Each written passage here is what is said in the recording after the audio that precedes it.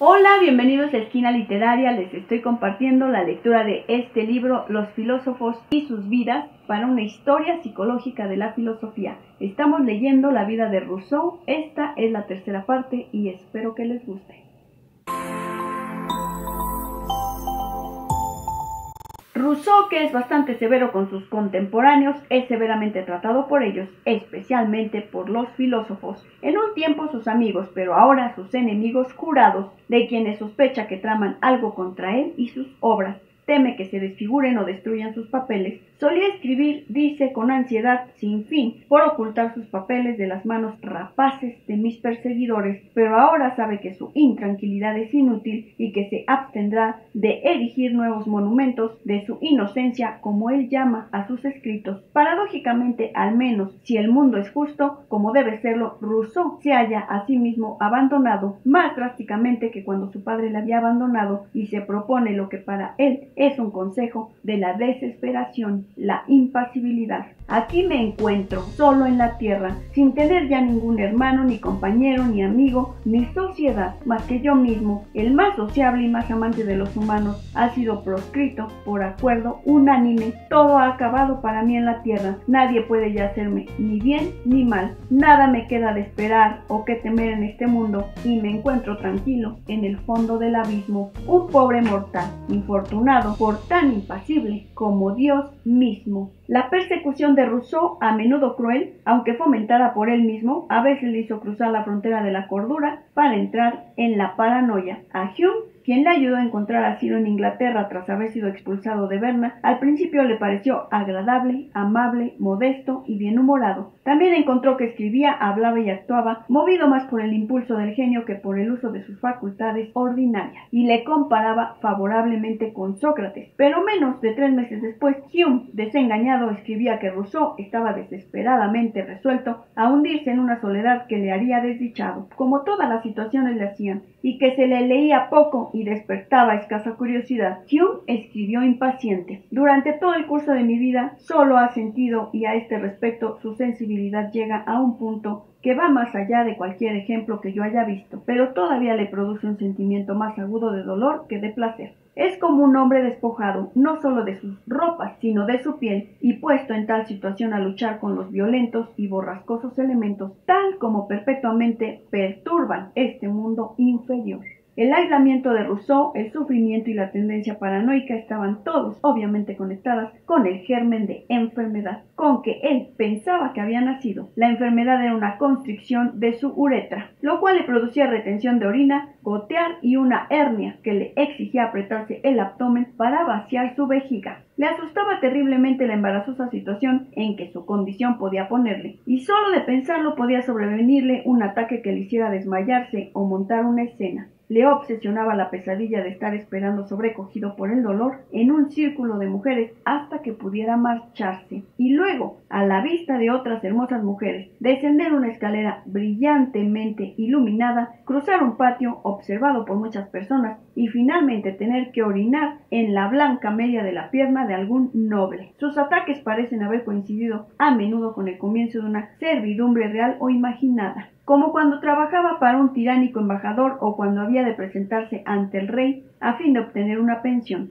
A sus propios ojos, su enfermedad participaba de la unicidad característica de todo lo que era o hacía. Declaraba: la extraña enfermedad que me ha estado consumiendo durante los últimos 30 años y que según todas las apariencias acabará con mis días, es tan diferente de todas las demás enfermedades con que los médicos y cirujanos siempre la han confundido, que creo que será favorable al bien público si se examina en su auténtica localización tras mi muerte.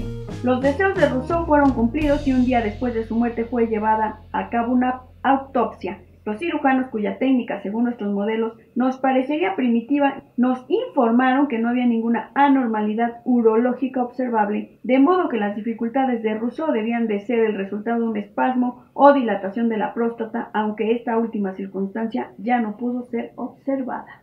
Pero había veces y situaciones en las que Rousseau se sentía en paz. En el campo podía entregarse a su perezosa negligencia, seguir sus impulsos y remar en el lago. El abandono de la orilla, escribe, le producía un incomprensible acceso de alegría. Quizás una secreta felicitación de sí mismo al encontrarse ahora lejos del alcance de los perversos. Una vez, dejando mi bote a merced del viento y del agua, me abandoné a ensoñaciones que, pese a toda su necedad, eran de extraordinaria dulzura. A veces gritaba de emoción: oh naturaleza, oh madre mía, aquí me encuentro bajo tu sola protección, aquí no hay ningún hombre sagaz y vil que se interponga entre tú y yo. Si la naturaleza en tales momentos era su madre, era la vil interferencia su padre, generalizando en todos aquellos que se interponían entre él y la paz soñada tan anhelada. No puedo sino formular la pregunta y recordar que la experiencia de su madre pasaba toda ella por los ojos de su padre, quien a la vez la idealizaba, le identificaba a él, su hijo, con ella y acusaba al hijo de ser responsable de la muerte de ella. En cualquier caso, el estado de paz maternal que realmente había conocido en la presencia de su tía se reflejaba también en la experiencia que él considera que es la de la existencia como tal, en la cual el tiempo no es nada, en la que el presente perdura siempre, pero sin marcar su duración ni tener ninguna huella de sucesión, sin ningún sentimiento ni de privación, ni de indulgencia, ni de placer, ni de dolor, ni de deseo, ni de temor, excepto el de nuestra existencia. Mientras persiste el estado, dice Rousseau, cualquiera que disfrute está gozando de la plena y perfecta felicidad, que no deja ningún vacío en el alma. En este estado, frecuentemente experimentado por Rousseau, dice: en sueños solitarios, en la isla de Saint-Pierre, había llenado la especie de vacío que la muerte de su madre había dejado en su padre y en él mismo, un vacío agrandado sin duda en él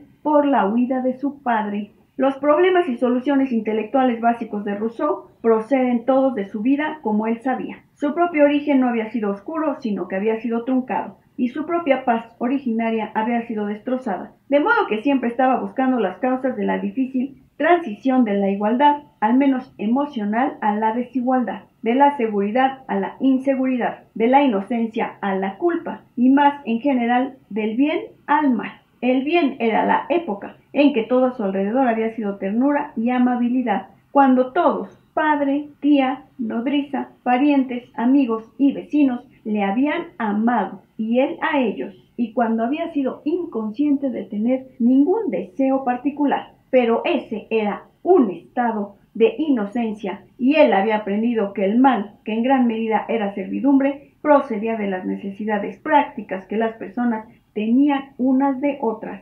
El intercambio independiente de los libres es agradable, pero la necesidad de ayuda y el descubrimiento de que la riqueza podría acumularse crean la servidumbre, experimentada por él por una vez primera durante su aprendizaje con el brutal joven grabador. De ahí la dramática primera frase del contrato social: el hombre ha nacido libre y en todas partes se encuentra encadenado. No es, dice, que desee destruir lo aprendido y el arte y devolver al mundo a su primitivo barbarismo, sino que espera retardar la decadencia humana y recuperar parte de la felicidad todavía posible. Rousseau fue víctima de un conflicto particularmente agudo entre el deseo de dependencia y el deseo de independencia. Permaneció dependiente porque solo había tenido una madre totalmente ideal, una sustituta de su madre demasiado pronto desaparecida y un padre fugitivo, todos los cuales habían fortalecido su necesidad al servirle bien durante un tiempo. Había conocido la reciprocidad emocional real y había gozado de protección real, pero la transición al mundo había sido demasiado rápida y en los momentos cruciales demasiado brutal. No podía soportar la dependencia a que el mundo le obligaba. Recordaba las charlas con su padre que le habían hecho incompatible con la servidumbre, y también el hecho de que su padre había huido de un hombre que se había negado a batirse en duelo con él debido a su origen de clase inferior. El mismo cuerpo de Rousseau se rebelaba contra la servidumbre, provocando crisis urinarias cada vez que aquella amenazaba. La servidumbre, a sus ojos, no solo hacía de uno un instrumento, sino que sujetaba la voluntad y le obligaba a uno al engaño y las mentiras. Le privaba a uno de la inocencia, el amor y el poder de decisión, sin los cuales la moralidad era imposible. Por tanto, dice en el contrato social, renunciar a la libertad es renunciar a la cualidad de hombre, a los derechos de humanidad de uno e incluso a los deberes de uno. No hay compensación posible para quien renuncia a todo. Tal renuncia es incompatible con la naturaleza del hombre y al privar a su voluntad de toda libertad, uno priva a sus acciones de toda moralidad. Espero que les esté gustando la lectura de este libro, Los filósofos y sus vidas, para una historia psicológica de la filosofía. Estamos leyendo la vida de Rousseau. Si te gustó la lectura, dale like, compártela, déjame tus comentarios, suscríbete a mi canal. Muchas gracias por escucharme y nos vemos en la cuarta parte de esta historia.